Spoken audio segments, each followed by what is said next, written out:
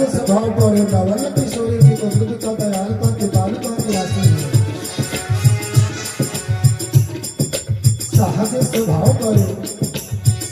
स्वभाव पर नवल किशोरी जो बुद्ध का दयालुता की बालुता की राशि है। मैं कहूँ नारी से कहूँ भले हो न होते सकी राहत प्रसन्न सदा ये सुख राशि है। ऐसी सुकुमारी प्यारी लाल जी को प्राण प्यारी धन्य धन्य तेरी जिन्हें के उपासी है। हित ध्रुव और सुख देव हूँ जहाँ लग स्वर्गीय जहाँ लग सब सुख पास है। सहज स्वभाव पर नवल किशोरी जी को बुद्ध का दयालुता के सहज ही राशि है। मेरो छोटो सो गोपाल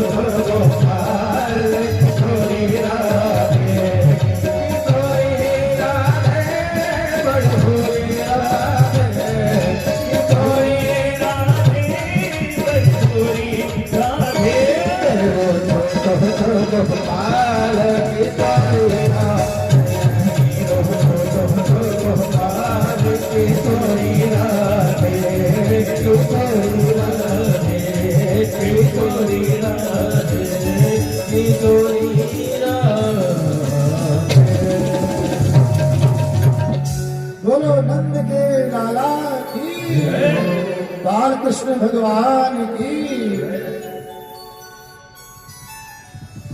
नंदस्तात्मज उत्पन्ने बीच में कम हो गया ऐसे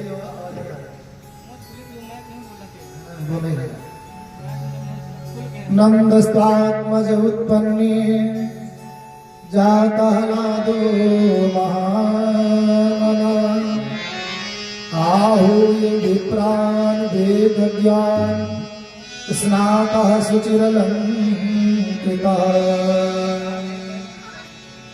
नंद बाबा को जब आत्मज हुआ है भाई ऐसा करा तो सुन लो खोल रहा है क्या रहे साउंड की आवाज नहीं आ रहा।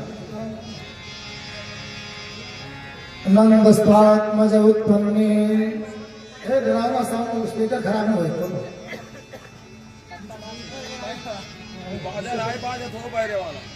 बोल रहा है। नंदस्तात्मज उत्पन्ने जाता नंद बाबा को जब लल्ला हुआ तो बाबा का मन महामना हो गया। जिन सुख संपत्ति बिना ही बुलाए धर्मशील कहीं जाए से भाई। सुख संपत्ति धर्मशील के पास जाती है बिना बुलाए। जो अधर्मी है वो तो बुलाते हैं बार बार लक्ष्मी धन के पीछे भागते हैं तब थोड़ा बहुत आ जाए लेकिन शांति नहीं आती है। लेकिन जो धर्मशील है ना उनके पास अपने आप ही आती है। तो नंद बाबा धर्मशील है। आज तो और महामना हो गए मन विशाल हो गया छोटे मन के नहीं है। अब तो ऐसा दान किया है बाबा ने आहूय विप्रान ब्राह्मणों को बुलाया। कैसे ब्राह्मण वेद ज्ञान जो वेद के ज्ञानी स्नाता सुचिरलंकृता स्नान किया अपने को पवित्र किया अंदर बाहर से और अलंकृत किया बढ़िया कपड़ा पहना चौबंदी। क्योंकि जब देवताओं का यजन पूजन करना है उत्सव मनाना है ना तो मैले कुचले नहीं रहना चाहिए। एकदम जो सबसे नया कपड़ा है बढ़िया चमकीला पहन करके आओ।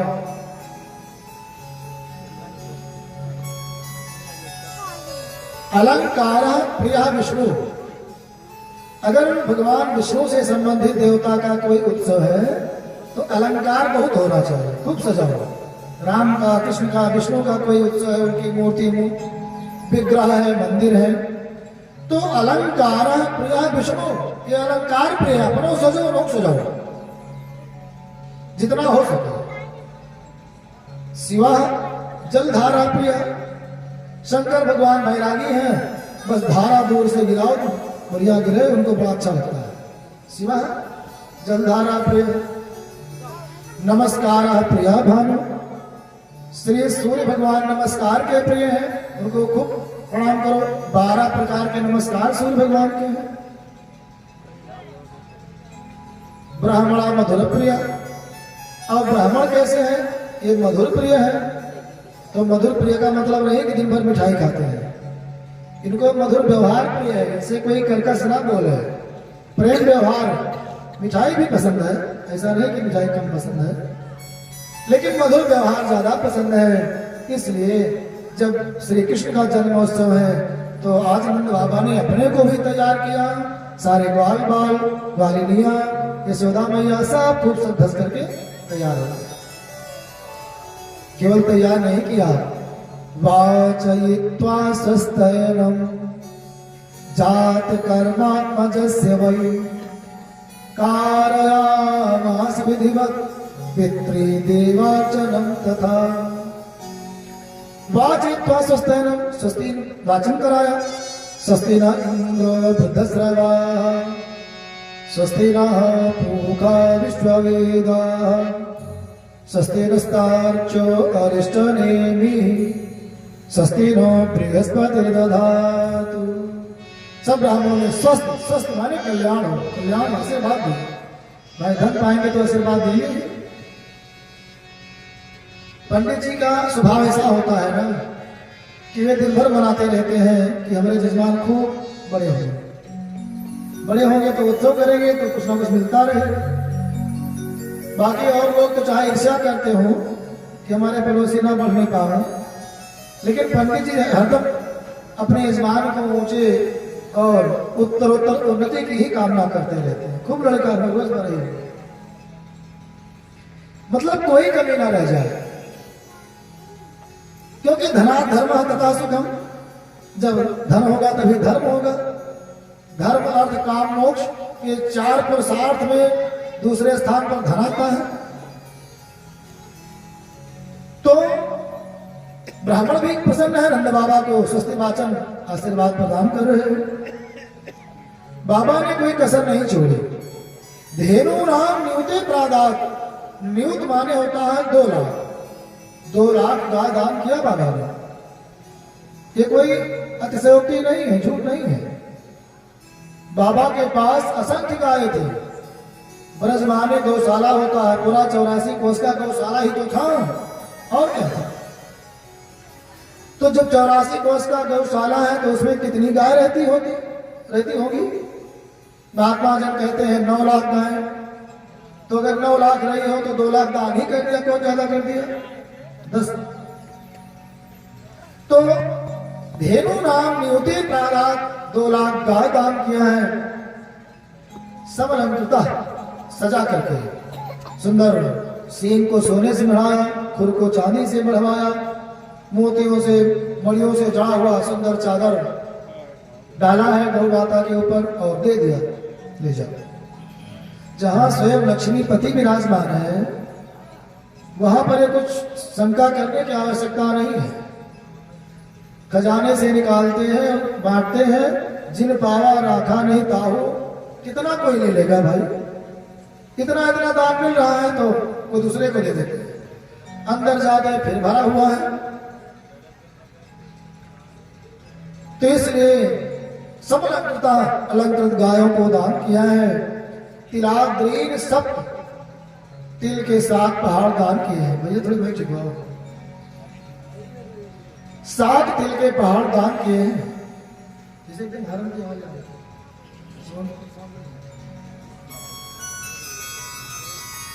ज्यादा बढ़ाए इस तरह से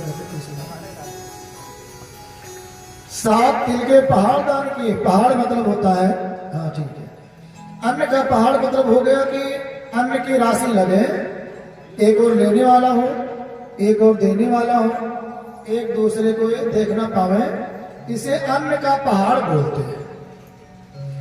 इस तरह से 7 तिल का पहाड़ दान किया है। जो 10 महादान है ना, उसमें तिल का दान बहुत महत्वपूर्ण है। 3 प्रकार के तिल होते हैं, काला, सफेद और पिंगल वर्ण का हल्का लाल। तो हवन करने में केवल काला तिल प्रयोग करना चाहिए, उसमें सफेद और ये सब मिलने न पाए, ऐसा प्रयास करो।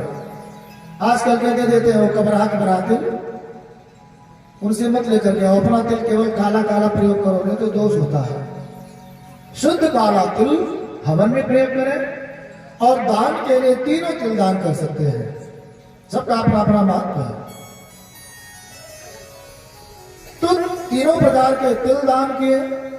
जो 10 महादान, जिनमें सोना, धरती, गाय, भूमि, अन्न, वस्त्र, नमक आदि, लोहा आदि 10 महादान है। नमक भी 10 महादान में आता है। ये सब कुछ बाबा ने खूब दान किया।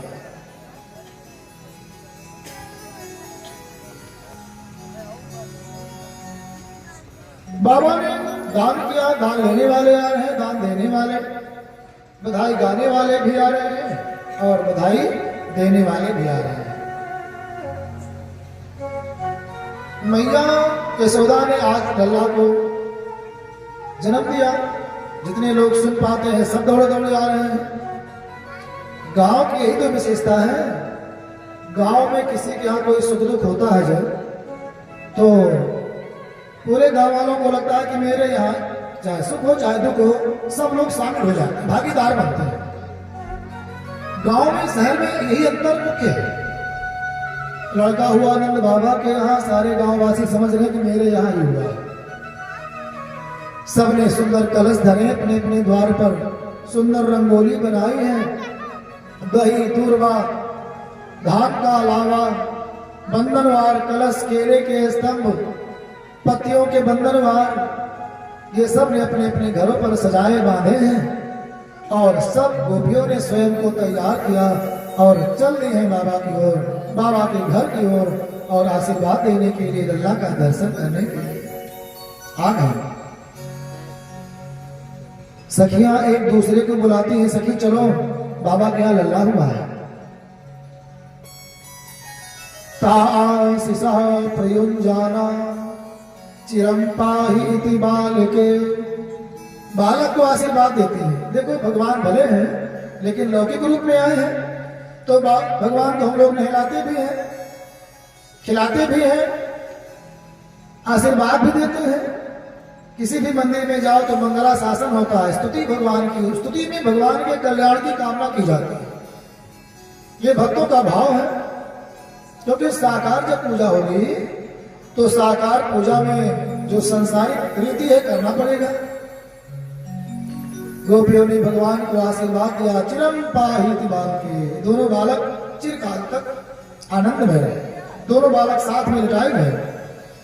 बलदाऊ भैया अभी जब जन्म लिए तो ना तो ये खेल रहे हैं और ना ही हंस रहे, ना बोल रहे हैं, लगातार रोए जा रहे हैं। नंद बाबा ने कहा, यशोदा रोहिणी को ले आओ, वहां अपने भवन में दुखी है, उसके पति कारागार में, वसुदेव महाराज। रोहिणी को ले आओ। रोहिणी चा महाभागा नंद गोपाभिनंदिता। नंद बाबा ने रोहिणी देवी का अभिनंदन किया। जैसे बलदाऊ भैया को कन्हैया के पास चाया गया, तैसे पलटते पलटते गोविंद के चरणों की ओर सिर कर लिए, और जैसे मस्तक में चरणों का स्पर्श हुआ बलदाऊ भैया के, तैसे खिलखिला करके हंस दी। बोलो बलदाऊ भैया की, प्रेम से बोलो हरि शरणम। अब दोनों भैया साथ में लिटाए गए।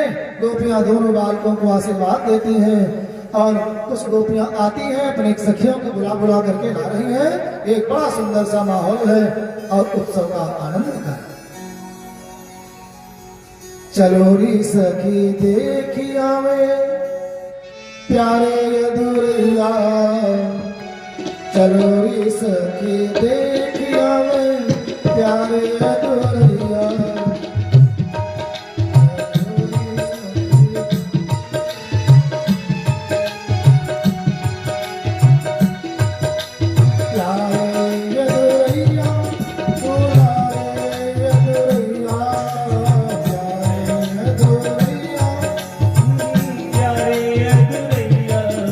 चलो सखी देखिया में प्यारे अगोरिया। सखी देखिया में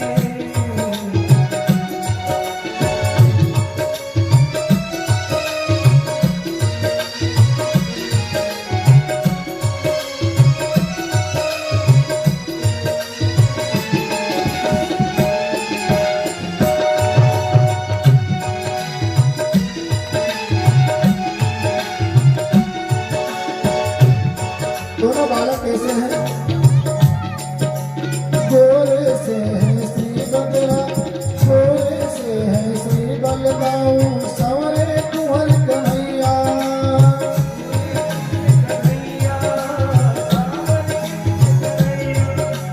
गोरे से है श्री बलदाऊ, सवरे कुंवर कन्हैया।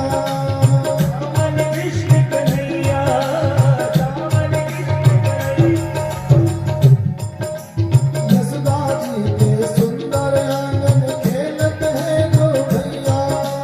खेलत है दो भैया, खेलत है दो भैया।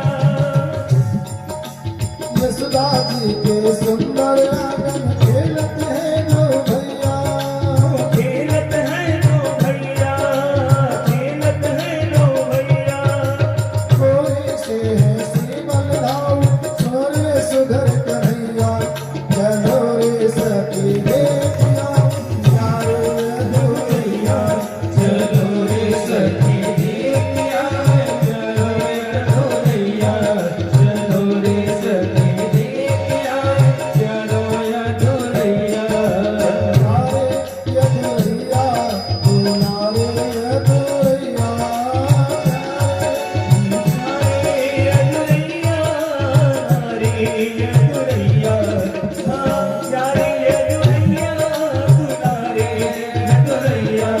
चलो रे सखी देखिया चलो रे ढोलैया।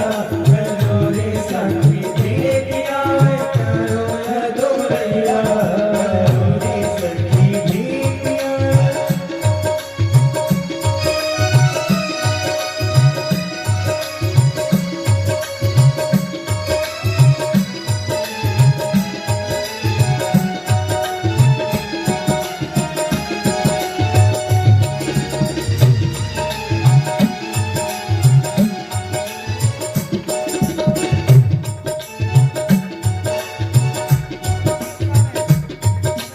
बाबा नंद सकल ग्वालन सब और यशोदा मैया। और यशोदा मैया, और यशोदा मैया। बाबा नंद सकल ग्वालन सब और यशोदा मैया। हाँ और यशोदा मैया, और यशोदा मैया। प्रेम मगन शिशुवन मुख चुंबक, प्रेम मगन शिशुवन मुख चुंबक, पुनि पुनि लेत भगैया। चलो रे सखी देखिया में प्यारे अगोरिया। चलो रे सखी देखिया चलो रे ढोलैया। चलो रे सखी देखिया चलो रे ढोलैया। चलो रे सखी देखिया।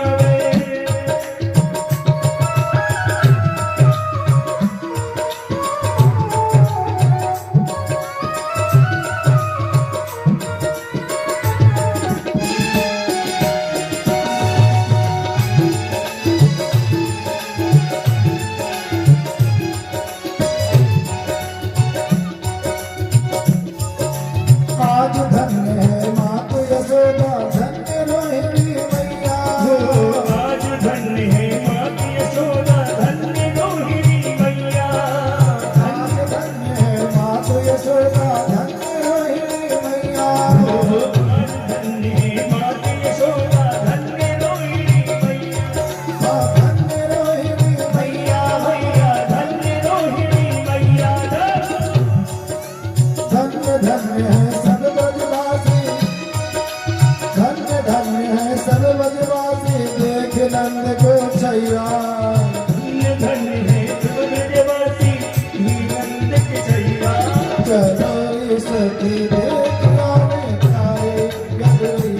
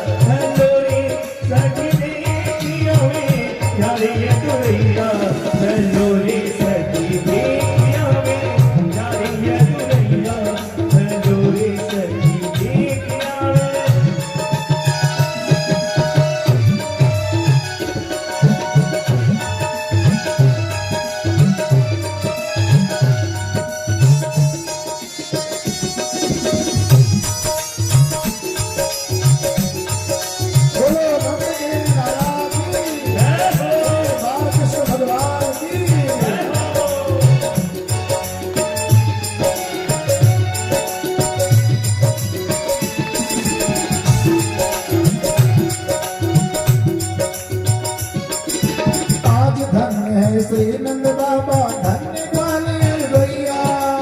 आज धन्य है श्री नंद बाबा धन्य ग्वालियर गैया। आज धन्य है श्री नंद बाबा, आज धन्य है रामकृष्ण जी, आज धन्य है श्री नंद बाबा धन्य ग्वालियर गैया। आज धन्य है श्री नंद बाबा धन्य ग्वालियर गैया। धन्य ग्वालियर गैया भैया, धन्य ग्वालियर भैया। परम धन्य है भारत भूमि, जय हो। परम धन्य है भारत भूमि, जन्मे जहाँ कन्हैया। ओ परम धन्य है भारत भूमि, जन्मे जहाँ कन्हैया। चलो रे सखी जय हो भैया, चलो रे सखी देख आवे। चलो ये गोरैया, हो प्यारो ये गोरैया, हो प्यारो ये गोरैया, हो प्यारो ये गोरैया, हमारो ये गोरैया। चलो रे सखी देख आवे। चलो ये गोरैया, चलो रे सखी देख आवे। चलो ये गोरैया, चलो रे सखी देख आवे। प्यारो ये गोरैया। सखिया दूसरे को बुला करके झुंड के झुंड आ रही है, भगवान का दर्शन कर रहे हैं। भगवान का सुंदर दर्शन प्राप्त हुआ और नंद बाबा बधाई सबको दे रहे हैं। भगवान की आज छठी प्रारंभ हुई, 6 दिन की होगी भगवान। भगवान की छठी हुई, बुआ जी ने सुंदर काजल लगाया, सुनंदा जी ने। जब काजल लग गया तो एक तो वैसे सांवले सांवले, काजल लग गया, काजल के साथ बिछोन भी लगा दिया। एक सखी ने कहा कि बहना ये मस्तक में काजल क्यों लगा दिया? बुआ ने कहा नजर लग जाएगी। सखी ने परिहास किया कि अब तो वैसे काला काला लड़का है, लल्ला काला काला, इसको नजर कौन लगाएगा? माता यशोदा ने अपने बालक को अपने आंचल में छुपा लिया कि भले काला है लेकिन ये सुघर है। काला होते हुए जब इतना सुंदर लगता है तो सुंदर होता तो कितना सुंदर, गोरा होता तो कितना सुंदर लगता। माता यशोदा ने आंचल से छिपा करके और सखियों के साथ सुंदर हास परिहास किया। एक आंख में काजल लगाया, दूसरी वैसे छोड़ दिया। नंद बाबा आए और सुंदर सा नेक प्रदान किया, दोनों आंखों में चंदन काजल लगाया और काजल लगते की ही आंसुओं की धार बहने लगे भगवान की। अब तो सारा काजल बह करके पूरे कपूर अर्थात पूरे गाल में लग गया। अब तो भगवान और सुंदर लग रहे हैं। छठी का उत्सव मनाया जा रहा है, सुंदर पकवान बने हैं, सब लोग नाच रहे हैं, गा रहे हैं, आनंद मना रहे हैं।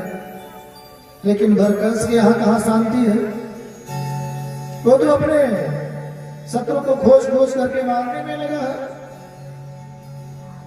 10 दिन के भीतर जन्मे हैं जितने भी बालक घर घर में, उन सब का रक्त बहा देंगे हम सब जा जाकर घर घर में। अब ब्रज भर में, क्योंकि योग माया भगवती ने कहा था कि तुम्हारा काल जन्म ले चुका है, तो आज 6 दिन हुआ ये बात बताए हुए योग माया को। कंस ने कहा 10 दिन के अंदर जितने बालक जन्मे हो आगे पीछे उनको मारो। अब जिसको भगवान बचा रहे हैं बच रहा है, नहीं तो कंस के राक्षस जाते हैं छीन छीन करके माताओं की गोदी से बालकों को मार रहे हैं। पता लगा नंद बाबा के यहाँ भी बालक हुआ है, लेकिन वहां राक्षस सीधे कोई जा नहीं सकता। नंद बाबा का जनबल बड़ा भारी है। अगर लोगों का समर्थन रहता है ना, तो चाहे धन कम ही हो, लोग टक्कर नहीं लेते हैं। चाहे राजनीति में हो, जिसके यहाँ वोट ज्यादा है, तो उसको भी लोग कुछ जो है उससे टक्कर नहीं लेते हैं। और अगर सामाजिक या लड़ाई झगड़ा हो, तो अगर जनबल या समर्थन गांव का ज्यादा है तो लोग उसका सम्मान करते हैं और उससे लड़ने भिड़ने से बचते हैं। नंद बाबा भले कोई राजा महाराजा नहीं है, लेकिन कंस की हिम्मत नहीं हो रही है कि नंद बाबा से सीधी टक्कर ले, चुपके से काम करना चाहता है। राक्षसों ने कहा महाराज नंद बाबा के यहाँ कौन जाए? एक बकासुर नाम का राक्षस था, उसने कहा महाराज चिंता ना करो, मेरी एक बहन है, नाम है पूतना, बड़ी मायाविनी है, उसको बुलाते हैं, आपका काम अवश्य सिद्ध करेगी। कंस ने कहा बुलाओ। पूतना आई विशाल शरीर लेकर के। कंस ने कहा ये कहाँ जाएगी? नंद बाबा के घर में घुस ही नहीं पाएगी, अगर घुस गई तो सब मार मार करके भगा देंगे। पूतना ने कहा महाराज आप मुझे ऐसे मत देखिए। तुरंत ही उसने अपनी माया से सुंदर लक्ष्मी जैसा सुंदर सा स्वरूप बनाया। कंस बड़ा प्रसन्न हुआ, हाँ देवी तुम जा सकती हो। अपने स्तन में हरा विष लगाया, नंद बाबा के यहाँ पहुंच गए। उसी उत्सव में वो भी सम्मिलित हो गए। गोप वालों ने देखा कि ये तो ऐसी स्त्री है जिसको हमने आज तक देखा नहीं, पूरे ब्रज में नहीं दिखाई पड़ी कभी। हम तो गांव गांव घर घर जाते हैं दूध माखन बेचने। एक गोपी आई, कान में चुपके से फुसफुसा कर कहने लगी मुझे लगता है कि ये लक्ष्मी जी स्वयं सामान्य स्त्री का रूप बना करके अपने पति का दर्शन करने आई। गोपियां जानती है ना कि भगवान ही बालक बन करके आए। गोपियां कोई सामान्य स्त्री नहीं है, सब संत महात्मा है।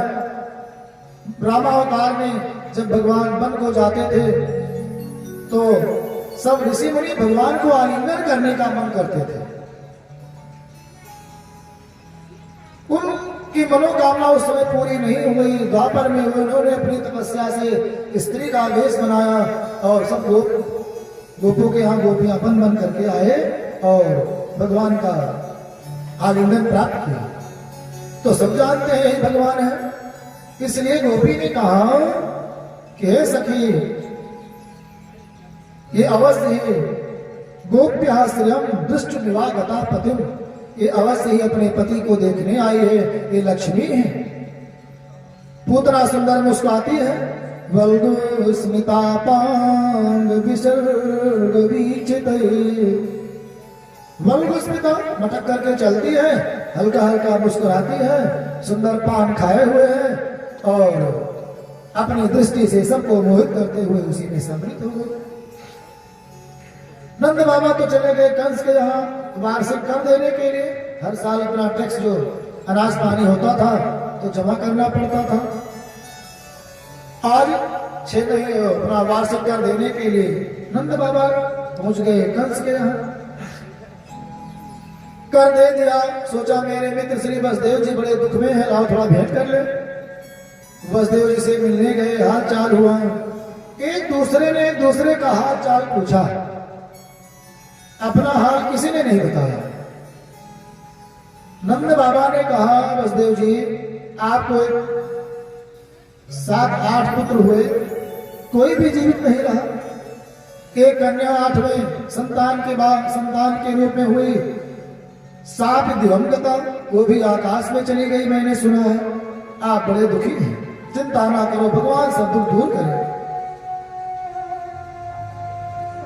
वसुदेव जी ने कहा कि हे नंद बाबा आप बड़े भाग्यशाली हो, मैंने सुना है आपके यहाँ बालक का जन्म हुआ है। वे उनके सुख की बात करते हैं, वह उनके दुख की बात करते हैं। हम सब क्या करते हैं, हम सब अपना ही बताएंगे, अपना ही दुख हो। अधिकांश लोग तो दुख बताने का प्रयास करते हैं, सुखी रहेंगे तब भी दुख ही बताएंगे, कहीं कोई सहायता न मांग ले, अरे बहुत ठीक नहीं चलते, तुरंत ही रोने लग जाएंगे। ये रोने का स्वभाव छोड़ देना चाहिए। और अगर नहीं रोते हैं तो इतना गिना देंगे, अरे बहुत बढ़िया, ऐसा पूरा कारोबार बता देंगे, इतना वहां जमा, इतना वहां खेती पाती। सामने वाले मित्र का उसकी स्थिति कोई नहीं सुनना चाहता, केवल अपना ही बताते हैं। लेकिन नंद बाबा और वसुदेव जी अपना नहीं बता रहे, केवल उनका हाल चाल बता रहे हैं। बसदेव जी ने कहा बहुत देर यहाँ मत रुको, उत्पाता संत गोकुले, इसमें पूरे ब्रज में बहुत उत्पात है, आप यहाँ बालक हुआ है, आप शीघ्र ही घर जाओ। नंद बाबा ने सोचा बसदेव जी बड़े सत्यवादी हैं, इनकी बात सदा सत्य होती है, इसलिए क्षण भी देर नहीं लगाई, अपनी बैलगाड़ी पर बैठे और चल गए। इधर पूतना को देख करके सारे ब्रजवासी स्त्रियां गोपियां सम्मोहित हो गई। अब तो वो धीरे धीरे भगवान के पालने के समीप पहुंच गई। श्री यशोदा मैया ने भी देखा, मोहित हो गई, बड़ा आनंद आया, इतनी सुंदर स्त्री मेरे बालक को देखने आई है। माताओं का स्वभाव होता है ना, अगर उनके पति का कोई बखान कर दे तो बहुत गुस्सा आएगा, ये हमारे पति बखान क्या करती। अब अगर कोई बालक का, उनके पुत्र का बखान कर दे तो बहुत सुखी होती है, बड़ा आनंद आता है। अब एक दिव्य स्त्री आई है, बखान कर रही है, सुंदरता का स्वरूप का दर्शन कर रही है। यशोदा मैया बड़ी मगन हुई और बोली कि देवी तुम यहाँ थोड़ा सा रुको, मैं कुछ काम करके आती हूँ। अब पूतना भी यही चाहती थी, अकेले हो जाए, भगवान की इच्छा।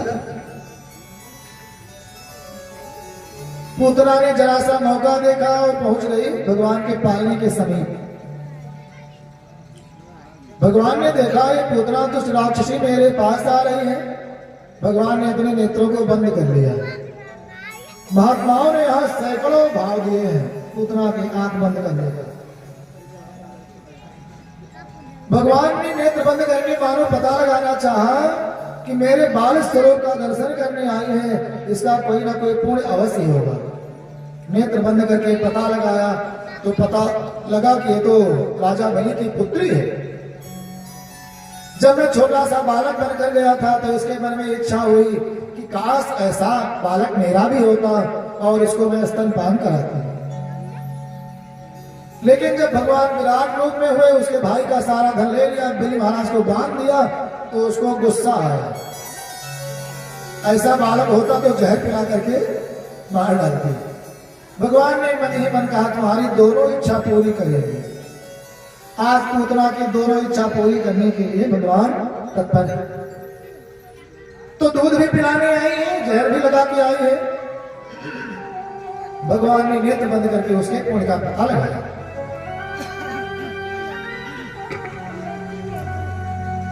एक संत ने कहा यह बात थोड़ी है, भगवान को नेत्र बंद करने की क्या आवश्यकता हो, इसे जब सब जानते हैं। भगवान ने नेत्र इसलिए बंद किया, भगवान ब्रज में आए हैं जहां गाय निवास करती है, गोकुल में आए हैं जहां गौ पालन होता है।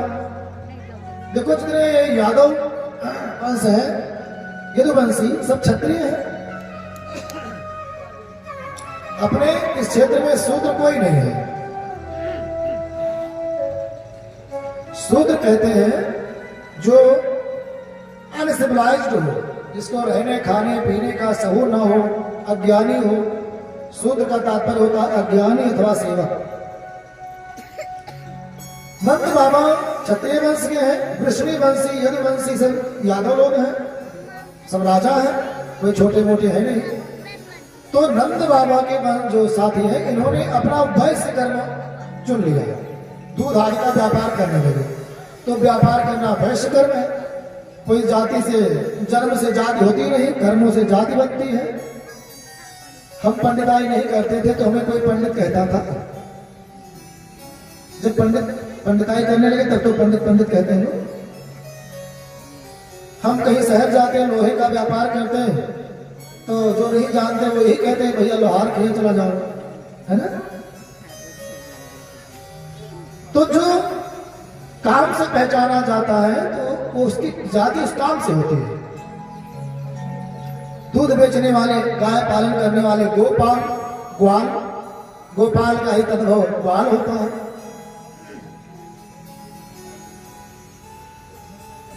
तो भगवान ने सोचा हम ग्वाल के यहाँ आए हैं जहां दूध दही की बाढ़ आती है, हम आए हैं दूध दही माखन मिश्री खाने।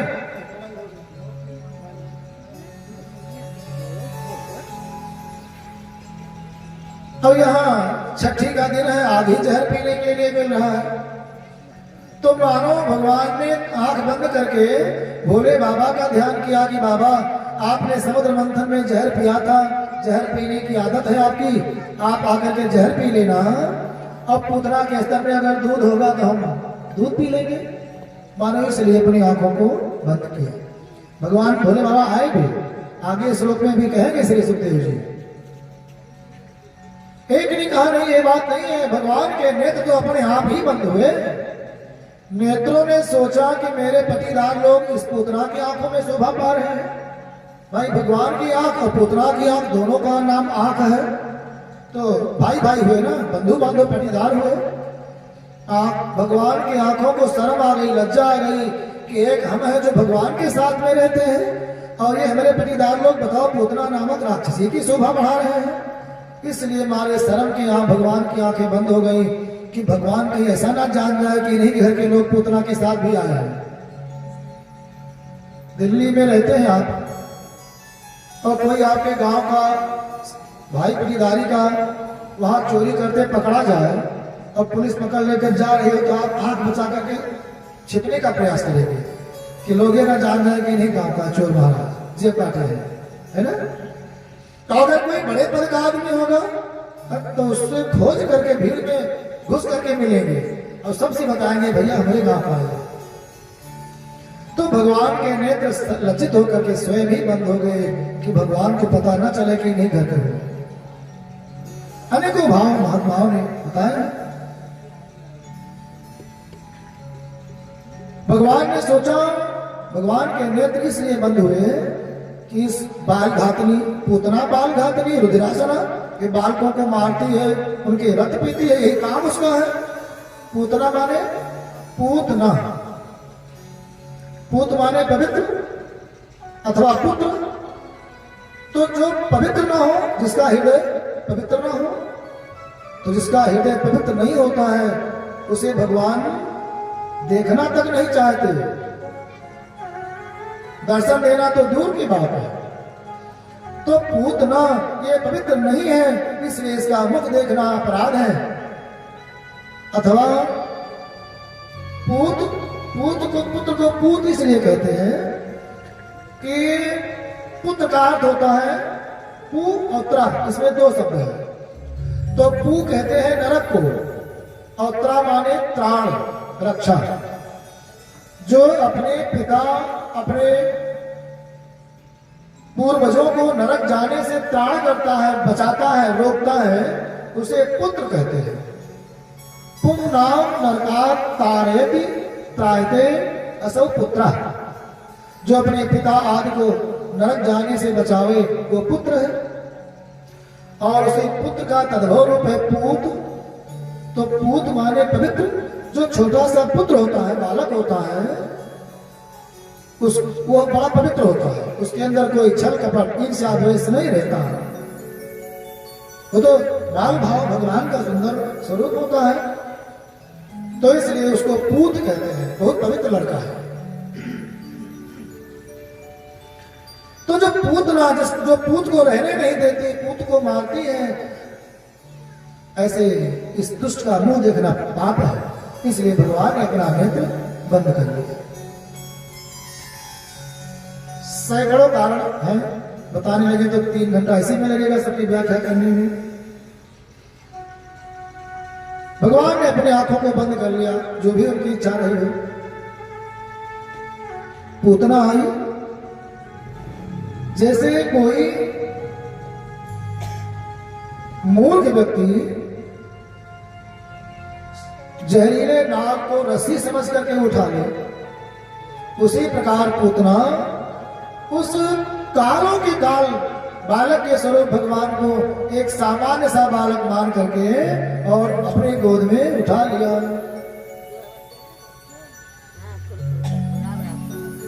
यथोरगम सुप्त मबुद्ध रज्जुभि। उस मूर्ख पूतना को क्या पता कि जैसे आग अपने को राख में छिपाए रहती है। बुलबुल जानते हैं ना,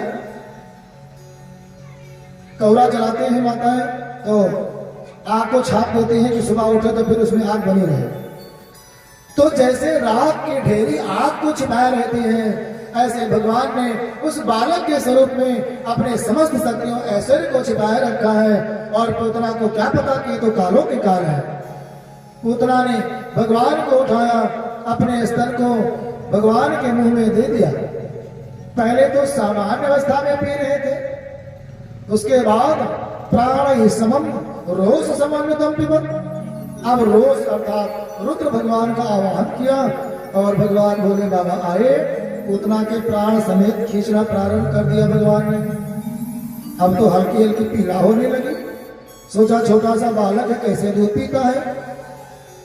जब पीड़ा बढ़ने लगी समझ गई सामान्य बालक नहीं है, भागो जल्दी से भला कस के पास तो पहुंचा दे। लेकिन भगवान के पास हम सबकी पावर ब्रेक है। रात में सोचते कुछ और है, सुबह कुछ और ही हो जाता है। तो हैंडल, पावर ब्रेक, एक्सीलेटर सब उन्हीं के पास है। पूतना को क्या पता। अपने वास्तविक स्वरूप में आकर के विशाल राक्षसी बन करके पूतना ने आंगन से उड़ना प्रारंभ किया और कंस के पास ले जाने का प्रयास किया। जैसे कोई जहाज जाए ऐसे ध्वनि हुई। यशोदा मैया दौड़ी, गोपाल दौड़े, सब दौड़े, दौड़ो। बालक भी पालने में नहीं है, सब समझ गए कोई राक्षसी आई थी, कोई अनहोनी ना हो जाए। लेकिन वो तो आकाश मार्ग में है, क्या कर सकता है कोई। दौड़ रहे हैं नीचे नीचे। भगवान ने सोचा कुछ देर उड़ने दो। जैसे गांव के बाहर पहुंची, गोपाल गौएं जहां नहीं थी, वहां भगवान ने उसके प्राणों को खींच लिया। और जैसे प्राणों को खींचा, पूतना प्राणों से शून्य हुई, उसके प्राण पखेरु उड़े और धरती पर वो गिरी धड़ाम। पूतना धड़ाम से धरती पर गिरी 6 कोस के पेड़ चकनाचूर हो गए। गोप ग्वाल पहुंचे, देखा विशाल राक्षसी है, सिर उठा करके देख नहीं पा रहे कितना ऊंची पूतना है। लकड़ी की सीढ़ी बनाई, चढ़ करके गए तो देखा छोटा सा बालक पूतना के स्तन पर खेल रहा है। उतार करके यशोदा मैया को दिया। यशोदा मैया ने बालक को लिया। नेत्र से आंसुओं की धारा बह रही है, पूरे बालक का पूरा शरीर आंसुओं से भर गया। भगवान को धन्यवाद देती है, प्रभु आपकी कृपा से ही मेरा बालक बच पाया। कितनी विशाल राक्षसी, इतना छोटा सा बालक, लेकिन जाकोरा के साइया मार सके ना कोई। तो भगवान तो स्वयं साई है, भगवान है, उनको कौन मार सकता है। आज नंद बाबा उधर से पहुंचे, पूतना के शरीर को टुकड़े टुकड़े में कटवा करके अनेकों चिता बना करके और जलवाया है। जब चिता जलने लगी ना तो बड़ी सुगंध निकली उस चिता से, धुएं से। संत महात्मा देवतागण ने धुआं का जब वास ग्रहण किया तो बड़ा सुगंधित लगा। आश्चर्य में हो गए, राक्षसी पूतना का धुआं सुगंधित कैसे है। बाहर निकल करके आया कि जिसको भगवान ने माता के समान स्तन पान किया हो, जिसको स्पर्श किया हो, अगर उसके शरीर से सुगंध निकले तो इसमें कोई आश्चर्य नहीं आना चाहिए। जिघांसयापि हरे स्तनम दत्वा सदगतिम। वह भगवान को मारने की इच्छा से आई थी, अपना स्तन पिलाया था। याद धारा भी सासर्ग मवाप जन्मी गतिम। भगवान ने उस राक्षसी को भी जन्मी अर्थात माता की गति प्रदान। अहो बकीयम स्तन कालकूट जिघांसया पायदप्यसाधुई। लेभि गतिम धातुचितां ततोन्यम कम वा दयालु शरणं ब्रजेम। अहो बकीयम स्तन कालकूट। ये बकासुर की बहन राक्षसी अपने स्तन में जहर लगा करके आई, मारने की इच्छा से आई, लेकिन उसको भी भगवान ने लेभे गति धातुचितां माता के समान गति दे दिया। कमवा दयालु, संसार में ऐसा कौन दयालु है जिसके हम शरण में जाए। उनके अलावा रक्षा करने वाला कोई नहीं है। उसके नाम को आप अनेक भाव से कह सकते हैं। इस्लाम धर्म के मानने वाले भी बंधु बैठे हैं यहाँ। इन्हीं भगवान का ही नाम, चाहे ईश्वर को हो चाहे अल्लाह को हो, केवल अपने पूजा पद्धति में अंतर है। ईश्वर में कोई विकार नहीं है, यहाँ के लोगों ने उसमें विकार उत्पन्न कर दिया है। तो जो दया, जो शरण ग्रहण भगवान की मिल सकती है, यहाँ के लोग शरण नहीं दे सकते हैं।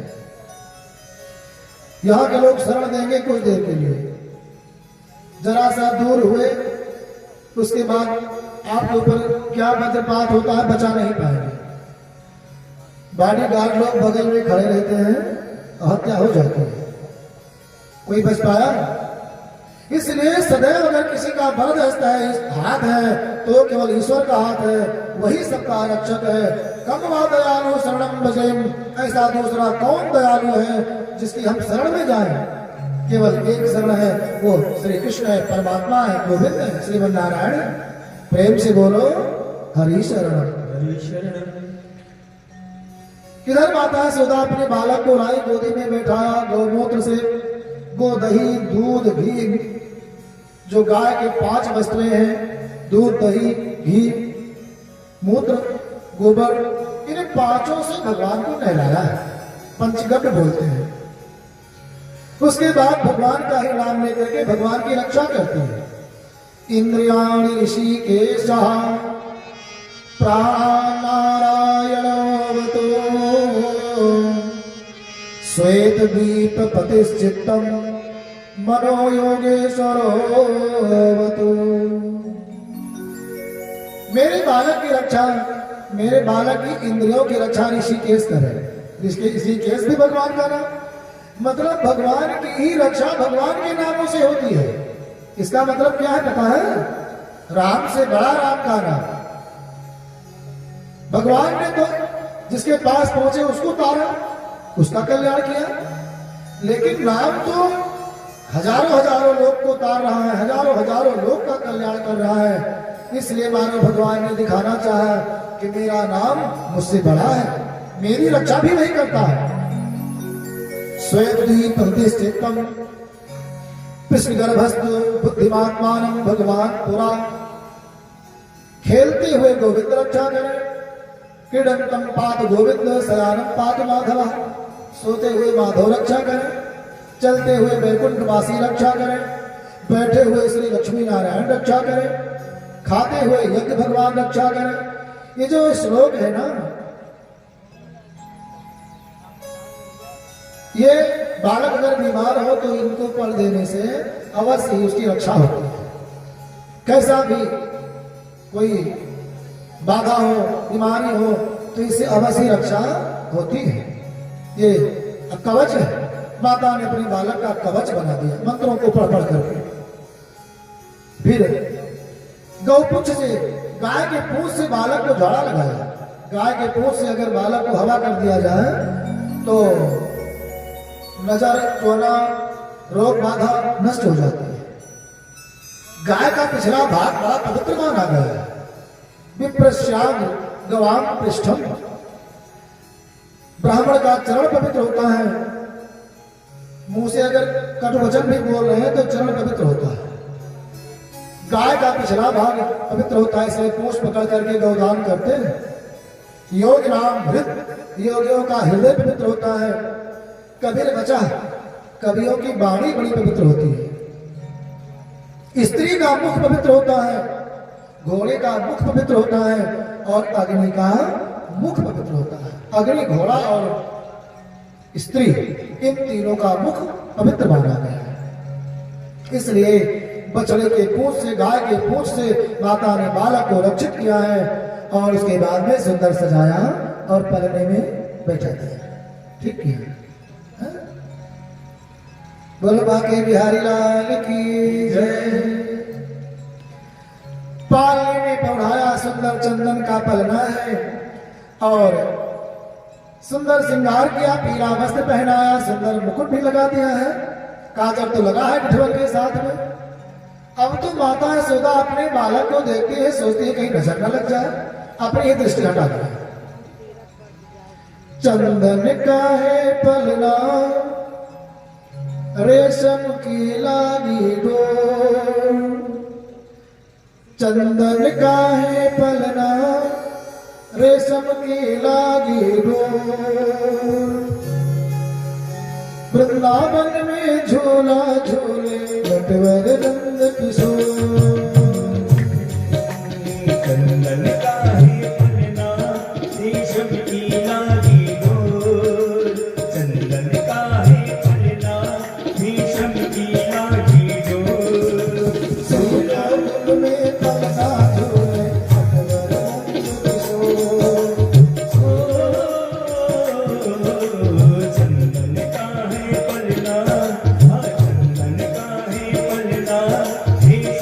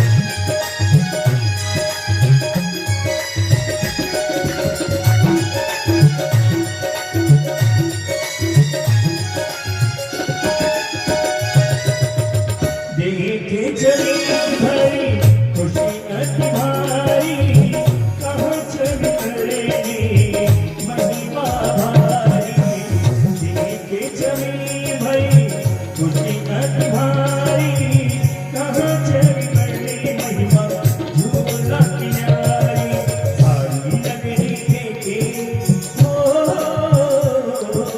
सारी नगरी देखे प्यारे मोहन की ओर सारी नगरी देखे प्यारे मोहन की ओर झूला झूले गोकुल में अकबर नंद किशोर झूला झूले गोकुल में अकबर नंद किशोर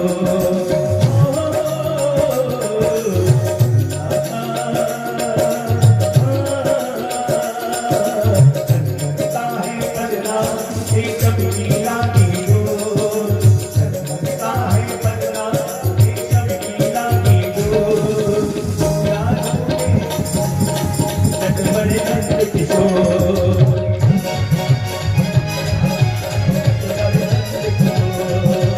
झूला झूले अकबर नंद किशोर बोलो नंद के लाला की।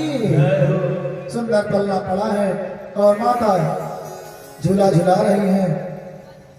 आज भगवान ने थोड़ा करवट लिया, जैसे करवट लिया तैसे माता यशोदा मानो निधि पा गई।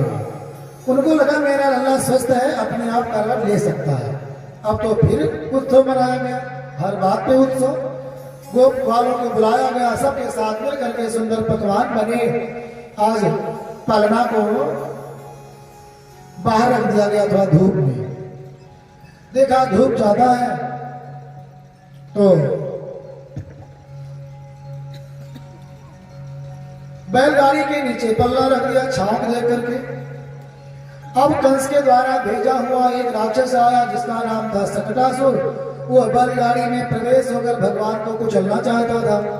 भगवान ने जरा सा पांव उठाया, अंगूठे का स्पर्श हुआ और बैलगाड़ी आकाश में उड़ गई। गिरी चकनाचूर हो गई, गाड़ी भी चकनाचूर और राक्षस भी राम नाम सत्य हो गए।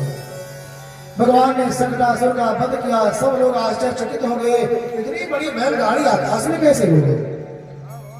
छोटे से ग्वाल ने कहा, मैया मैंने देखा है, लल्ला पांव पटक के खेल रहा था, पांव का स्पर्श हुआ और बैलगाड़ी उड़ गई। मैया ने कहा चुप कर, बालक के पांव लगने से बैलगाड़ी उड़ जाएगी। माता तो भाई वात्सल्य, पुत्र केवल मानती है, भगवान मानती नहीं है। भगवान ने सोचा अच्छा ये बालक मानती है, अगर भगवान मानेंगे तो केवल मिश्री का भोग लगाएंगे वही रोजाना सवेरे संध्या बस। और बालक मानते हैं तो जब ही रोएंगे तभी खिलाएंगे। आज माता ने अपने बालक को गोदी में उठाया। उधर कंस को सूचना मिली कि सकटासुर तो गया, दूसरा राक्षस तैयार हुआ, नाम है तृणावर्त। तृणावर्त वो आंधी तूफान लेकर के चलने लगा। भगवान ने सोचा मैया गोदी में बैठाए हुए हैं, अब मैया के साथ अगर मुझे उड़ाएगा तो ठीक नहीं है। भगवान ने एक माया किया, बड़े वजन हो गए। भगवान इतने वजन हो गए कि मैया को लगा कि मेरी गोदी में कोई पर्वत रखा हुआ है, पत्थर का टुकड़ा रखा है। सोचा कि बहुत देर से गोदी में है तो पैर में दर्द होता होगा इसलिए लग रहा है, ले जा करके पालने में पौधा दे। पालना बाहर पड़ा है, बाहर है, भगवान लेटे हैं।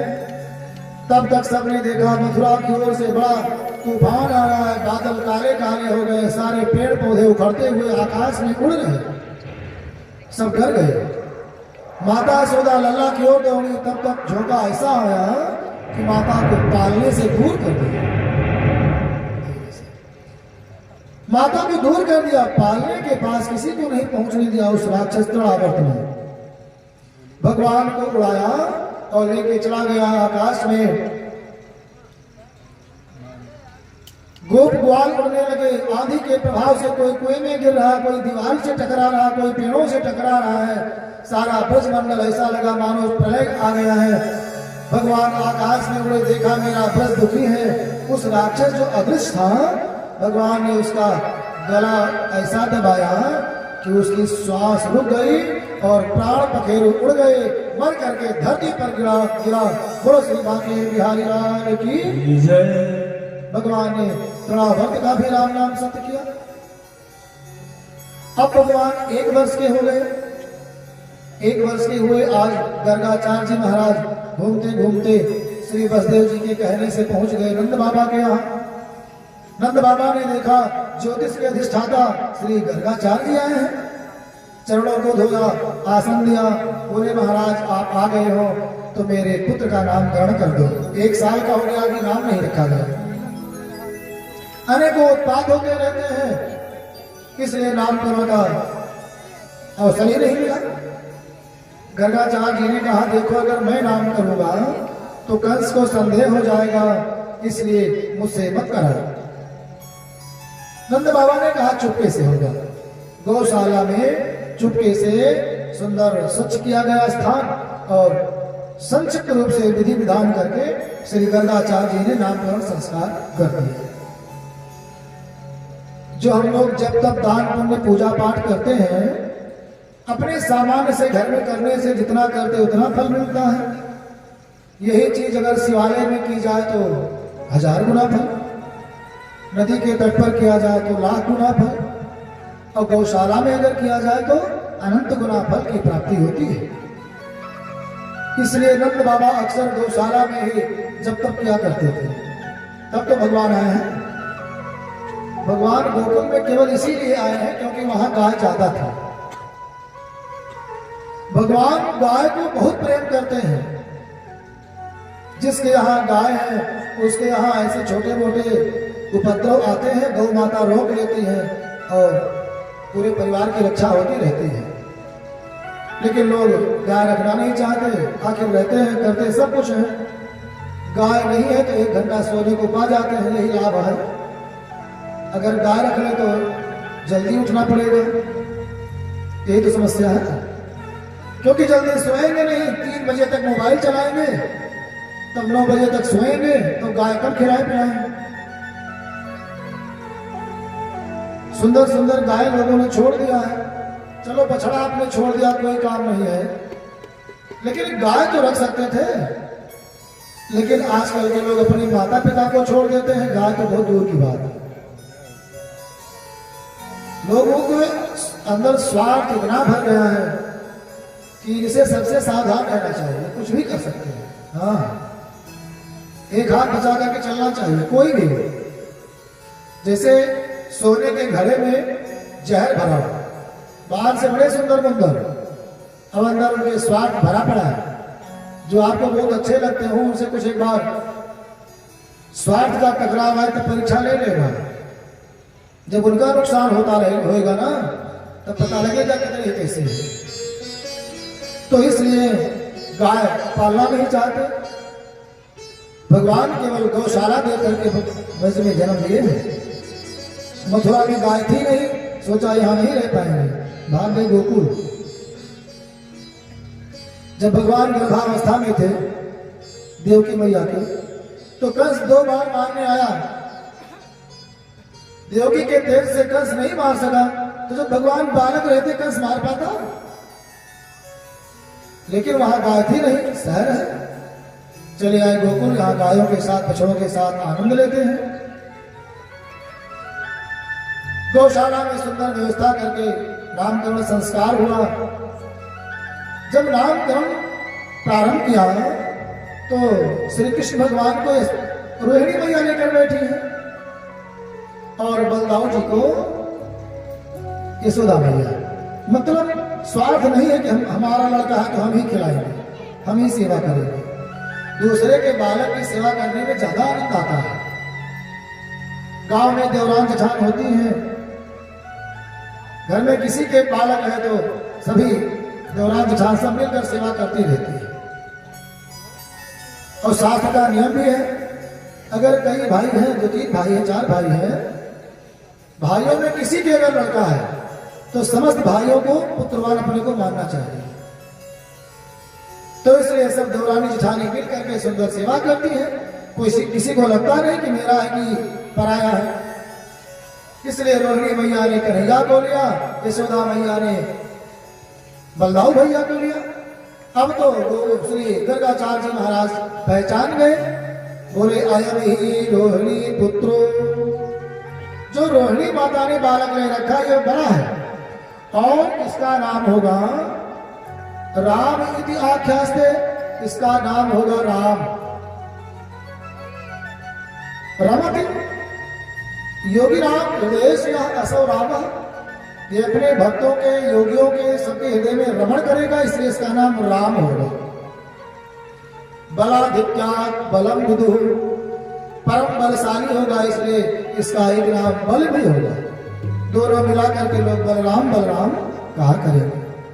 माताओं ने बड़े प्रेम से कहा बलराम। रोहिणी भैया ने कहा मैं तो इतना बड़ा कहूंगी नहीं, मैं तो बलदाऊ बलदाऊ कहूंगी, उपनाम रख लिया। अब दृष्टि गई गोविंद की ओर, देखा बड़ा सुंदर बालक है। देखते ही बाबा की समाधि लगने लगी। नंद बाबा ने जगाया, चेतना में आकर के और छोटे वाले बालक का नाम रखने लगे। बोले इसके अनेक अनेक रंग के अवतार हो चुके हैं, कभी पीत वर्ण का हुआ, कभी लाल वर्ण का हुआ। इस समय इदानी कृष्णकाम गता, इस समय ये काला काला बन करके आया है, इसलिए इसका नाम होगा कृष्ण। संस्कृत में काला को कृष्ण कहते हैं ना, लाल को रक्त, सफेद को श्वेत, हरे को हरित, पीला को पीत, ऐसे काले को कृष्ण कहते हैं। तो काला काला रंग है, इसलिए कृष्ण नाम पड़ा भगवान का। कृष्ण का मतलब और भी है, करसति जनानाम पापम असौ कृष्ण, जो अपने भक्तों के पापों को कर्षण कर ले, खींच ले, समाप्त कर दे, उसका नाम है कृष्ण। माता यशोदा ने कृष्ण कहने का प्रयास किया लेकिन कह नहीं पाई, देहात में रहती है, कृष्ण कहने में बड़ी मेहनत लगी। बोली मैं तो इतना बड़ा नाम नहीं कह पाऊंगी। बाबा ने कहा कोई नाम रख लो। मैया ने कहा मैं तो कहूंगी कन्हैया। बोलो कृष्णचंद्र भगवान की, बोलो श्री कृष्ण कन्हैया लाल की।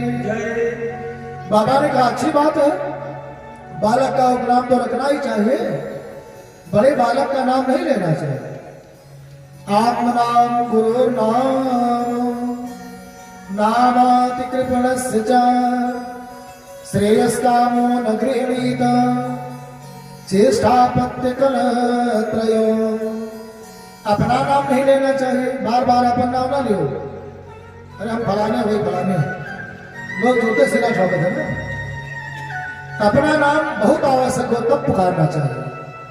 गुरु नाम, गुरु का नाम भी नहीं लेना चाहिए, लेना पड़े तो पूज्य आदरणीय पूजनीय कुछ लगा करके बढ़िया से आदर के साथ लेना चाहिए। नाम आदि कृपण से चाहे, जो बहुत कंजूस व्यक्ति है उसका भी नाम नहीं लेना चाहिए। कंजूस व्यक्ति का बखान कोई नहीं करता है, चारों ओर कंजूस की निंदा ही होती है। एक सेठ जी थे, तो एक दिन वो खजूर के पेड़ पर चढ़ गए। भैया देखा खजूर में बड़ा सुंदर फल लगा था, तो भूख भी लगी थी सेठ जी को। सेठ जी माने व्यापारी, बनो बनिया नहीं बनिया लोग नाराज हो जाए, तो व्यापारी लोग अपनी भर्ती बचा कर चलते हैं ना, तो बचाने के चक्कर में कंजूस बन जाते हैं। तो सेठ जी चढ़ गए खजूर पर, वहां खजूर खाया और जब उतरने के लिए नीचे देखा तो ऐसे पांव कांपने लगा। देखा तो बड़े ऊंचे चढ़ाए हैं, इधर से चढ़ना था तो चढ़ते चले गए लालच में। अब उतरने लगे तो पांव कांप रहे हैं, हाथ कांपने लगता है, अभी छूट जाएगा। संतों से सुन रखा था कि भगवान ब्राह्मणों से बड़ा प्रेम करते हैं, कोई भी काम ना बनता हो तो ब्राह्मण खिलाने के लिए अगर मनोती मान दो तो पूरा होता है, और पूरा होता भी है। आप लोग मानते हैं कि इतना ब्राह्मण खिलाएंगे तो हमारा काम हो जाता है। अब सेठ जी बड़े आदमी थे, उन्होंने कहा कि हम 100 ब्राह्मण खिलाएंगे, अगर ठीक ठाक उतर आए तो हम 100 ब्राह्मण खिलाएंगे। अब भगवान ने शक्ति दिया, कुछ सामर्थ्य आई, धीरे धीरे उतरने लगे कि खुंडी। अब जैसे आधा उतर आए, जैसे नीचे देखा, सोचा कि अब तो कम बचा है तो कम ब्राह्मण कर दे, तुरंत ही 50 पे आ गए। 50 ब्राह्मण तो खिला ही देंगे। अब थोड़ा और नीचे आए तो 25 ब्राह्मण, और नीचे आए तो सोचा कि 12 ब्राह्मण बहुत शुभ होता है, 12 ब्राह्मण खिलाएंगे। अब जब उतर गए नीचे जमीन पर आए तब सोचा कि अब ब्राह्मण के कृपा थोड़ी उतरे है। फिर मन में आया कहीं ना खिलाए तो नुकसान हो जाए, चलो एक ब्राह्मण खिला देते हैं। अब पकड़ी बाजार में दुकान है मान लीजिए, दुकान पर बैठे रहते हैं और रोज सोचते हैं कोई कम खाने वाला अगर ब्राह्मण मिल जाता है तो उसी का न्योता कह देते हैं। अब जैसे कोई दुकान पर आता कुछ खरीदने, लगता कि ये ब्राह्मण देवता है तो पूछते ब्राह्मण देवता आप कितना खाते पीते हैं। अब भाई अपना सामान्य खुराक से बता देते इतना खाते हैं, जार से पूरी, पुराने लोग ज्यादा खाते भी थे, 10 किलो की कुदार उठाते थे, 20 किलो का चिप्पा निकालते थे तो खाते भी थे। अब तो दिन भर ये आसकी संजो गुटखा, चाउमीन, बर्गर, पिज्जा, मंचूरियन और ये सब चलता रहता है तो भोजन भी कम हो गया जब दिन भर खा रहे हैं। तो सब बताते तो लगता ज्यादा खाते हैं। कोई बात नहीं, वैसे पूछा, धीरे धीरे कुछ दिन बीत गया। एक ठग था, वो समझ गया कि एक कम खाने वाला ब्राह्मण खोज रहे हैं। पता लगा इसको, चंदन वंदन लगा करके बढ़िया पीताम्बर राम नामी ओढ़ करके आया और अलाप निरंजन किया। सेठ जी ने कहा ब्राह्मण हो? उसने कहा हाँ। अच्छा, आप देख रहे इतने नकली ब्राह्मण बने हैं और बाद में पता लगता है कि यही खुरापात करते हैं, फिर बदनामी सब संत महात्माओं ब्राह्मणों की होती है। उसने कहा हाँ भैया बहुत बढ़िया ब्राह्मण है, 100 गौरा। तो कितना खाते हो? उसने कहा कि 100 ग्राम आटा, 100 ग्राम चावल, इसी में थोड़ा सा और सब्जी उब्जी मिला दीजिए, इतने केवल खाते हैं। इसी में गाय को, कुत्ता को, कौवा को सबको निकालते हैं। सेठ जी बड़े खुश हुए थे, बड़ा कम खाने वाला ब्राह्मण मिल गए। बोले ठीक है, तुम्हारा न्योता कल के लिए हमारे यहाँ। अपना एड्रेस दे दिया, हम दुकान पर चले आएंगे, सेठानी जी रहेंगे, उनसे बढ़िया आप भोजन कर लेंगे। और सेठानी जी बढ़िया भाई उदार दिल की नहीं, कंजूस नहीं थी। सेठानी कंजूस नहीं होती है। अब ये देखता रहा दूर से, जैसे सेठ जी घर से निकले दुकान पर पहुंचे तैसे 50 चेला लेकर के पहुंच गया। 50 आदमी साथ में लेकर के पहुंच गया सेठानी जी के पास। अब सेठ जी ने ये बताया नहीं था कितने ब्राह्मण आएंगे, ये कहा था कि ब्राह्मण का न्योता दे दिया है, जो मांगेंगे दे देना, उनको खिला देना, अपने आप बनाएंगे खाएंगे। अब सेठ जी जानते थे कितना 100 ग्राम बताया, 200 ग्राम खा लेंगे, 500 ग्राम खा लेंगे, है ना, इसलिए कहा जो मांगेंगे दे देना। अब वो 50 लेकर के पहुंच गया ब्राह्मण। सेठानी जी भाई बड़ी उदार, पूरा कोठार खोल दिया, राशन निकल रहा है, दिन भर भोजन बना, शाम को सब खा पी करके और खूब दक्षिणा लेकर के सब अपने अपने घर गए। कोई कमी थी नहीं। सेठानी जी बड़ी गदगद, आ तो हम धन्य हो गए, इतने ब्राह्मण मेरे यहाँ भोजन किए। एक बार की बात है ना, श्री युधिष्ठिर महाराज ने अपने यहाँ यज्ञ किया, खूब संत महात्मा ब्राह्मण खिलाया। तो एक नेवला आया और वो नेवला जहां पर ब्राह्मण लोग हाथ धोते थे ना, भगवान की माया थी, क्योंकि युधिष्ठिर महाराज को लगा कि इतना बड़ा भोज चल रहा है, बड़ा सुंदर है, थोड़ा सा अभिमान आ गया। तो भगवान ने एक माया रची, एक नेवला आया। वो नेवला जहां ब्राह्मण लोग हाथ धोते थे, अचरत रहे जहां, वहां वो लौटता और लौट लौट करके अपना शरीर बार बार घूम घूम करके देखता। बहुत देर से ऐसे कर रहा था। युधिष्ठिर जी ने भगवान से कहा कि ये क्या है? भगवान ने कहा कि देखो इसका आधा शरीर सोने का हो गया है ना, सुनहरा हो गया है। हाँ तो देख रहा हूं, लेकिन ये बार बार क्यों देख रहा है? भगवान ने कहा चलो इसी से पूछते हैं। भगवान नेवला के पास पहुंचे। नेवला ने कहा महाराज क्या बताएं, मेरा आधा शरीर सोने का हो गया है। एक ब्राह्मण देवता के यहाँ कुछ ब्राह्मणों ने भोजन किया था, तो उन्होंने अपना हाथ धोया, संयोग से मैं भी वहां पहुंच गया और उन्होंने भगाया और जल्दी से भागने के चक्कर में उसी कीचड़ में मैं गिर गया और मेरे शरीर में जैसे कीचड़ लिपटा, मेरा शरीर सोने का हो गया, भाग चला। आज मैंने सुना कि राजा युधिष्ठिर के यहाँ बड़े ब्राह्मण भोजन कर रहे हैं। तो एक ब्राह्मण के यहाँ जब एक दो ब्राह्मणों ने भोजन किया तो उनके हाथ धुलने के प्रभाव से मेरा शरीर सोने का हो गया, तो राजा के यहाँ क्या होगा? इसलिए मैं यहाँ बार बार लौट रहा हूँ और बार बार देख रहा हूँ सोने का मेरा भी शरीर हो जाए, लेकिन हो ही नहीं रहा है। युधिष्ठिर महाराज ने भगवान की ओर देखा, भगवान ने युधिष्ठिर की ओर देखा, अंदर ही अंदर दोनों समझ गए युधिष्ठिर महाराज का अभिमान टूट गया। ये बड़े उत्सव करने से कल्याण नहीं होता है, भाव होना चाहिए, प्रेम होना चाहिए, त्याग होना चाहिए। मैं नहीं कर रहा, सब गोविंद कर रहे, ये भावना होनी चाहिए। कहने का मतलब जहाँ ब्राह्मण लोग हाथ धुलते हैं खाने के बाद ना, वो बड़ा पवित्र स्थान है। इसलिए भगवान ने उस यज्ञ में ब्राह्मणों के पत्थर उठाने का काम किया था, उनका जूठन। किन्हीं किन्हीं आश्रमों में तो संत महात्मा जब भोजन करते हैं तो उनके जूठन प्रसाद पाने के लिए होड़ लग जाती है कि एक सीट मुझे मिल जाए। ब्राह्मण कभी भोजन करें तो हाथ नाली आदि में न धोए, उनके पैर रोज धोइए, लेकिन नल के पास, नाली के पास, चौके पे के पास मत धोइए। थाल ले लीजिए, उसमें धोइए, जल को छीट दीजिए अपने पूरे घर बार में या दरवाजे पर कहीं धोइए। ये सामान्य नहीं है। ना ब्राह्मण स्तुरय भूत मन्यत, ब्राह्मण से किसी मनुष्य की या किसी प्राणी की तुलना नहीं करना चाहिए। भागवत जी में लिखा है, ना ब्राह्मण स्तुरय भूत मन्यत, ये ब्राह्मण मनुष्य नहीं है, ये ब्राह्मण कोई जीव नहीं, ब्राह्मण कोई प्राणी नहीं है। अगर ब्राह्मण संस्कारी है तो अवश्य वो भगवान का ही स्वरूप है। और भगवान ने बार बार कहा है, ताहि प्राण समान सो प्राण समान मम जाके द्विज पद प्रीत। जिसके ब्राह्मण के प्रति प्रेम है उसे मैं प्राणों के समान मानता हूं।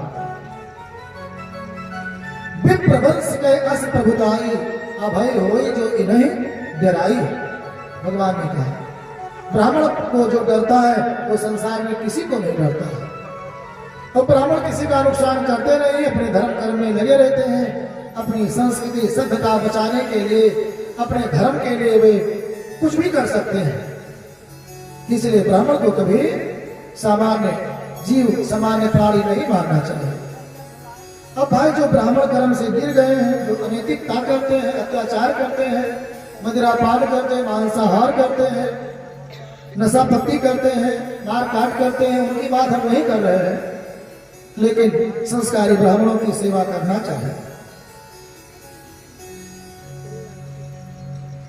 तो सेठ जी के यहाँ बढ़िया ब्राह्मणों ने पैर धो, हाथ धोया। सिठानी जी बड़ी गदगद है, आज मेरा भाग कि आज सबने मेरे यहाँ हाथ धोया।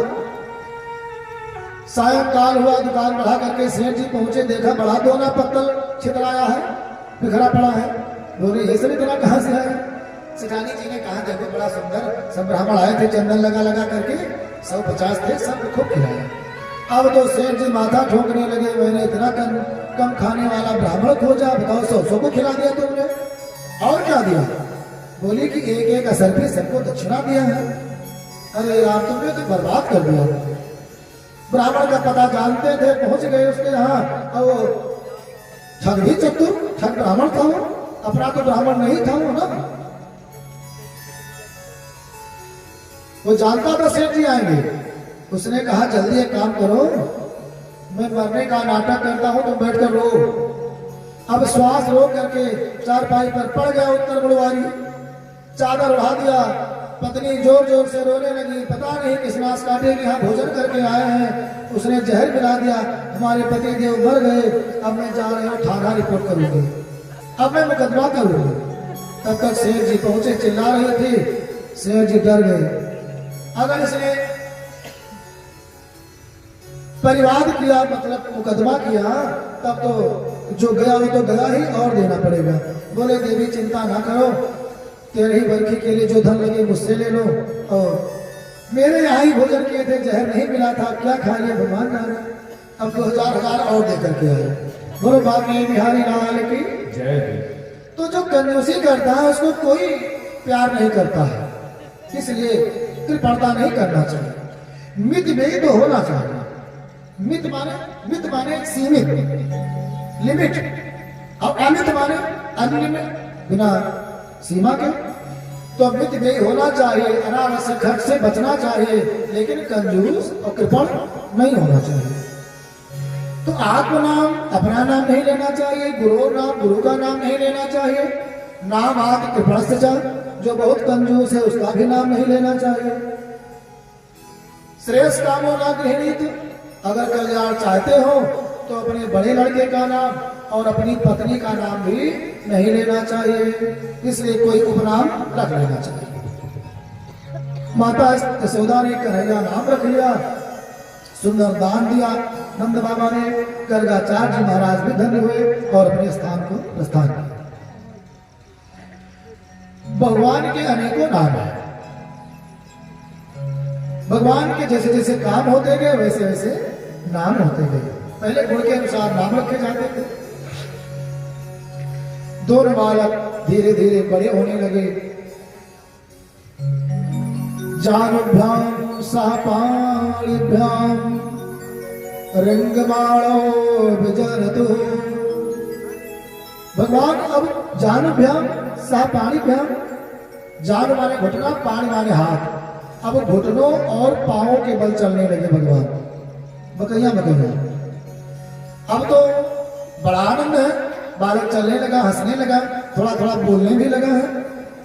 तो जब बालक चलने लगते हैं तो माताओं को बड़ा सुख मिलता है।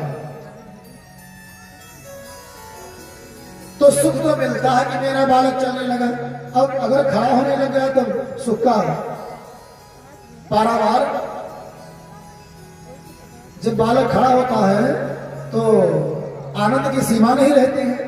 वाह वाह वाह वाह, बच्चा खड़ा हो जाए, खूब आनंद आता है। तो सुख तो मिलता है लेकिन टेंशन बढ़ जाती है, चिंता बढ़ जाती है। अभी तक पालने में रहता था तो कोई बात नहीं, जहां लेटा दो लेटा है, लेकिन जब चलने लगा तो कहां जा रहा है कोई पता नहीं।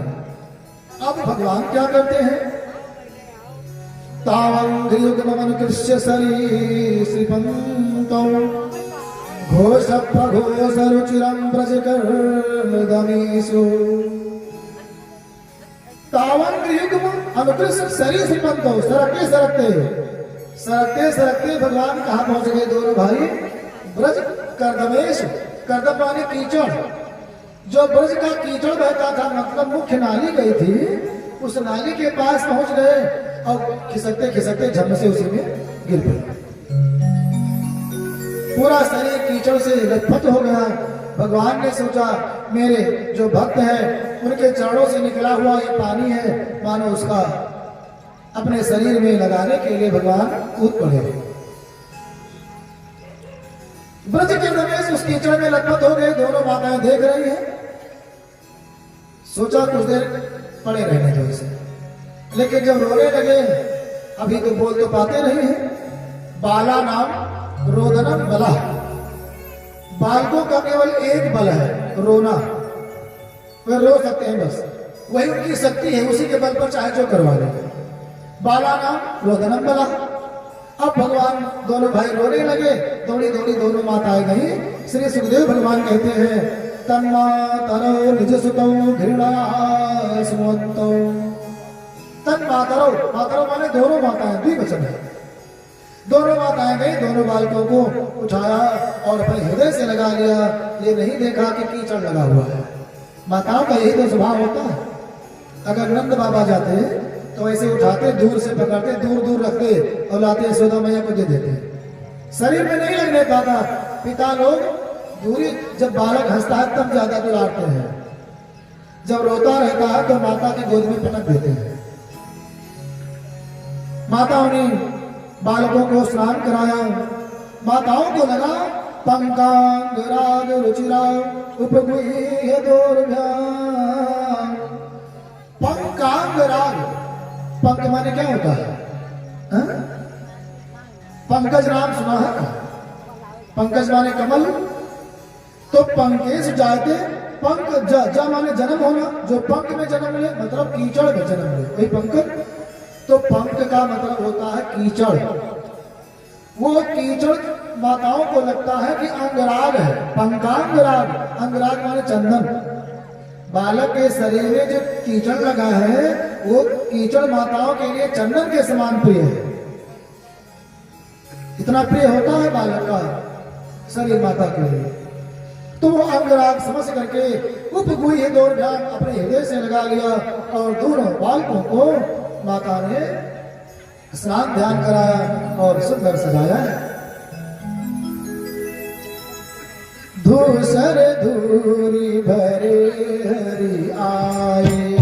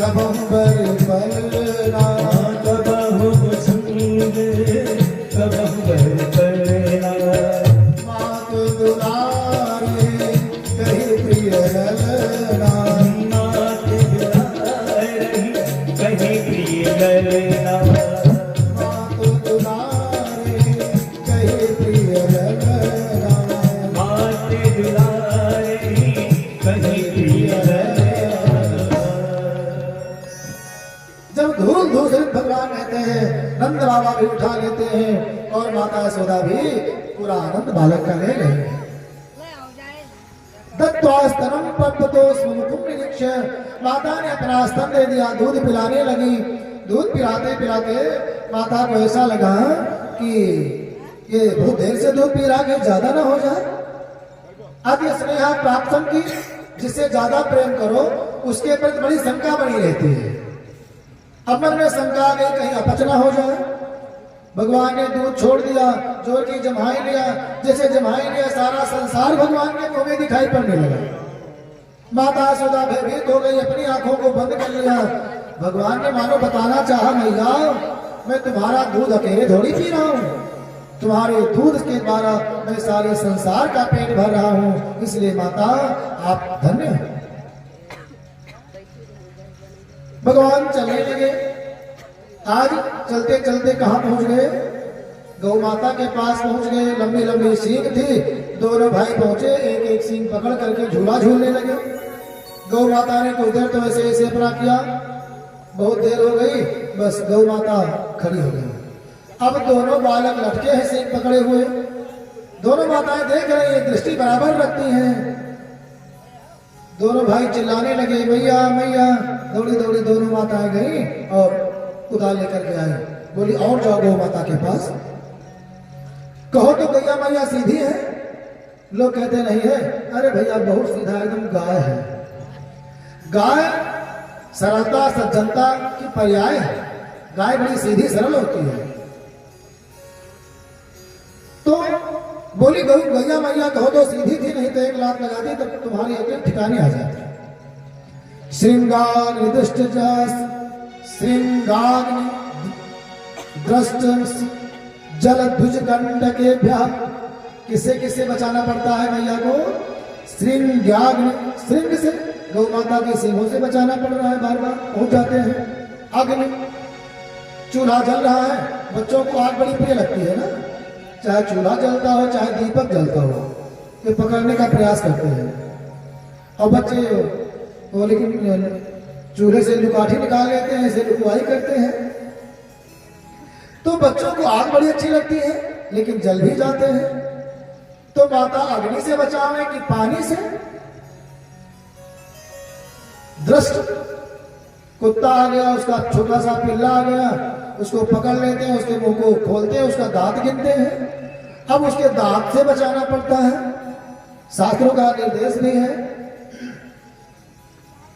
नदी नाम शस्त्र पाणी नाम नखी नाम श्रृंग नाम तथा, नदी से सावधान रहना चाहिए, बिना जाने उसमें आगे नहीं बढ़ना चाहिए, कब गहरा पानी आ जाए कोई पता नहीं। शस्त्र पाणी नाम, जिसके हाथ में लाठी डंडा भाला बंदूक है, उससे लड़ाई झगड़ा हिसाब किताब से करना चाहिए, बच करके कि नहीं तुरंत कूद पड़ो। अगर उसके हाथ में कुछ है तो सदा सावधान रहना चाहिए। शस्त्र प्राणी नाम नखी नाम, जो नख वाले जीव हैं उनसे ही बचना चाहिए। नखी नाम श्रृंग नाम, तथा जो सींग वाले जानवर हैं उन्हें कुछ खोजना थोड़ी है, जरा सा ऐसे किया बस मतलब भर का हो गया। इन सबका विश्वास नहीं करना चाहिए, सावधान रहना चाहिए। राजपुरुषों से भी सावधान रहना चाहिए, जो सरकारी आदमी है ना उनसे भी हिसाब किताब से ही व्यवहार रखना चाहिए, बच करके। हाँ, एक और लिखा है, बताएंगे रहने दे। हाँ? स्त्री नाम राजपुरेष्ठ, माताओं से भी बच करके व्यवहार करना चाहिए। हाँ, इनसे भी सावधान रहना चाहिए। क्रिया चरित्रम पुरुषस्य भाग्यम देवो न जानात कुतो मनुष्य। ये पतिव्रता माताओं की बात नहीं हो रही है। पतिव्रता माताएं तो घर में कुछ सुविधा मिले तो न मिले तो वह तो सेवा करती ही है। ये तो बात उनकी है जो पण व्यापार नहीं है, जो पैसे को प्रेम करती है, उनके लिए बात है। मैया ध्यान रखती है अग्नि से, जल से, सींग से, नख से। ये दोनों बालक भटक जाते हैं, पहुंच जाते हैं, कहां कहां पकड़े। सर्प अगर कहीं है तो उसको पकड़ने का प्रयास करते हैं। अब तो मैया व्याकुल है, परेशान है, कहीं कोई सखी लगाए रहती है, भैया बहना तुम मेरे बालक की रक्षा करना। कहीं रोहिणी मैया ध्यान रखती, कहीं यशोदा मैया ध्यान रखती हैं। अब तो बारंबार दृष्टि उन्हीं के ऊपर बनाए रखना पड़ता है, क्योंकि बालक चलने लगे। गोपियां भी आज तंग हो गई, बोली भैया तुम्हारा लल्ला बड़ा कब होगा? थोड़ा बड़ा हो जाता अपने आप कुछ काम धाम कर लेता। खिलाओ पिलाओ नहलाओ धुलाओ, बाहर घुमराले हैं, जल्दी कंघी भी नहीं होते हैं, उधर इसको बार बार देखना पड़ता है। कब बड़ा हुई है यशोदा तेरो लालन, कब बड़ा हुई है यशोदा तेरो लालन।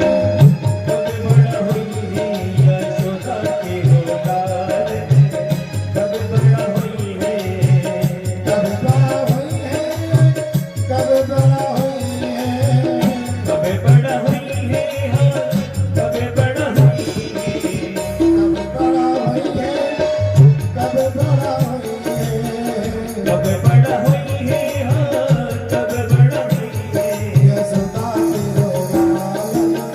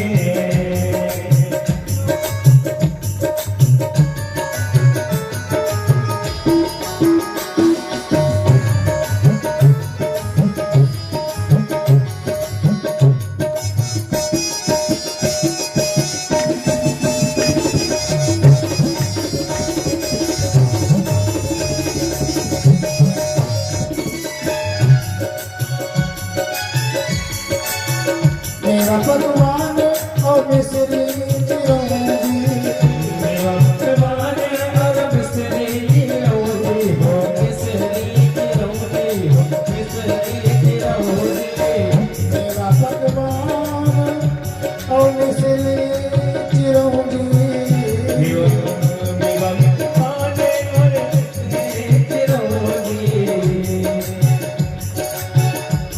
अपने हाथ लालन अपने हाथ लालन कदलई खई है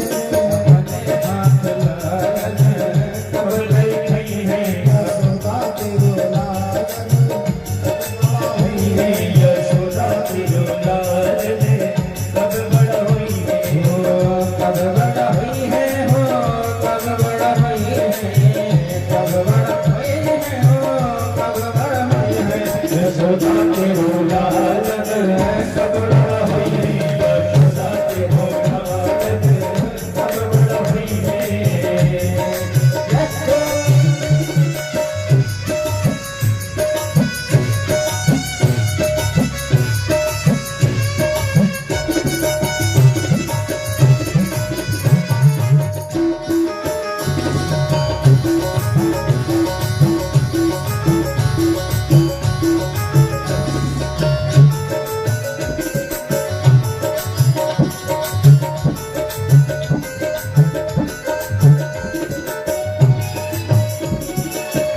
श्याम बदने और बाल घुंघराले राम बदने और बाल घुंघराले हो बाल घुंघराले हो बाल घुंघराले श्याम बदने और बाल घुंघराले राम बदने और बाल घुंघराले अपने हाथ लालन जब बिन रही है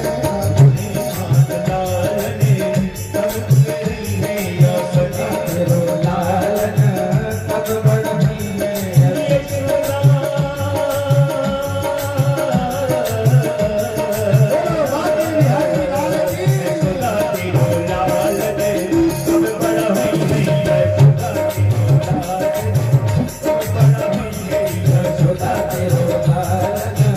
कब बड़ा हुई है यशोदा तेरो लालन कब बड़ा हुई है यशोदा तेरो लालन कब बड़ा हुई है यशोदा तेरो लालन कब बड़ा हुई है कब बड़ा हुई है हो कब बड़ा हुई है कब बड़ा हुई है हो कब बड़ा हुई है कब बड़ा हुई है कब बड़ा हुई है यशोदा तेरो लालन कब बड़ा हुई है यशोदा तेरो लालन कब बड़ा हुई है यशोदा तेरो लालन कब बड़ा हुई है बोलो बाकी बिहारी आई की जय हो। अब तो भगवान बड़े हो गए, बार बार कहती थी कब बड़ा हुई है। अब जब बड़ा हो गए तो घर से निकलकर दूसरे के यहाँ पहुंचने लगे। अब